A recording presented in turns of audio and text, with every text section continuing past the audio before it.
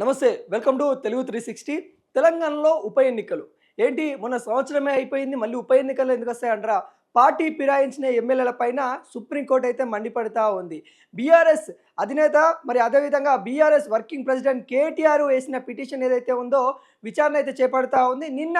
supreme court విచారణ చేపట్టింది ఎవరైతే పార్టీ ఫిరాయించిన అంటే బీఆర్ఎస్ బీఫామ్లో గెలిచి కాంగ్రెస్ పార్టీలో 10 మంది ఎమ్మెల్యేలు ఎవరైతే చేరికయ్యారో వారి మీద మరి సుప్రీంకోర్టులో అయితే మరి కేసు నడుస్తూ ఉన్న విషయం మన అందరికీ తెలిసింది ప్రధానంగా 10 మంది ఎమ్మెల్యేలు ఉన్నప్పటికీ కూడా కడియం శ్రీహరి దానం నాగేందర్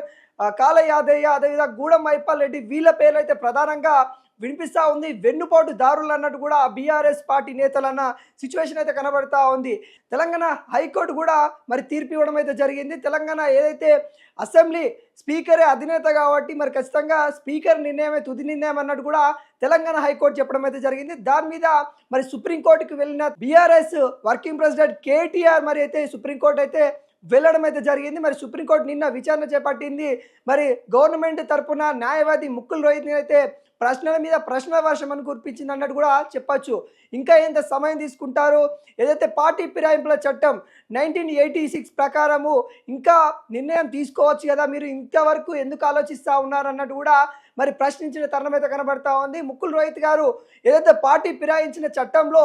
ఎంత కాలంలో తీసుకోవాలనేది లేదు కాబట్టి మేము మా ఎమ్మెల్యేలకి మేము నోటీసులు పంపించాము వాళ్ళు మాకు సమయం కావాలి రీజనబుల్ సమయం కావాలన్నట్టు కూడా చెప్పినట్టు కూడా మరి న్యాయవాది అయితే అక్కడ వాదించినట్టు కూడా తెలుస్తూ ఉంది రీజనబుల్ టైం అంటే ఎంత సమయం అని కూడా ప్రశ్నించింది హైకోర్టు 4 నెలల 5 నెలల 6 నెలల ఇంకా ఎంత సమయం కేటాయించాలి అన్నట్టు కూడా ఇప్పటికే కేసు ఫైల్ అయ్యి దాదాపుగా 10 నెలలు అయితే ఉంది ఇప్పటి నుండి నిర్ణయాలు ఎందుకు తీసుకోవట్లేదు అన్నట్టు కూడా కొంతవరకు అయితే సుప్రీంకోర్టు అయితే మరి గవర్నమెంట్కి సంబంధించిన లాయర్ కావచ్చు అదేవిధంగా స్పీకర్ కూడా కొంత మండిపడ్డ విషయాలు అయితే కనబడతా ఉన్నాయి మరి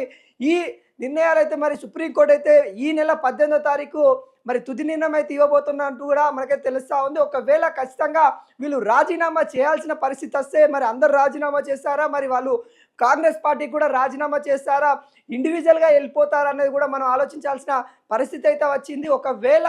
పార్టీ ఖచ్చితంగా ఫిరాయించిన చట్టం వీళ్ళని రాజీనామా చేయాలి అని చెప్తే ఒకవేళ వీళ్ళు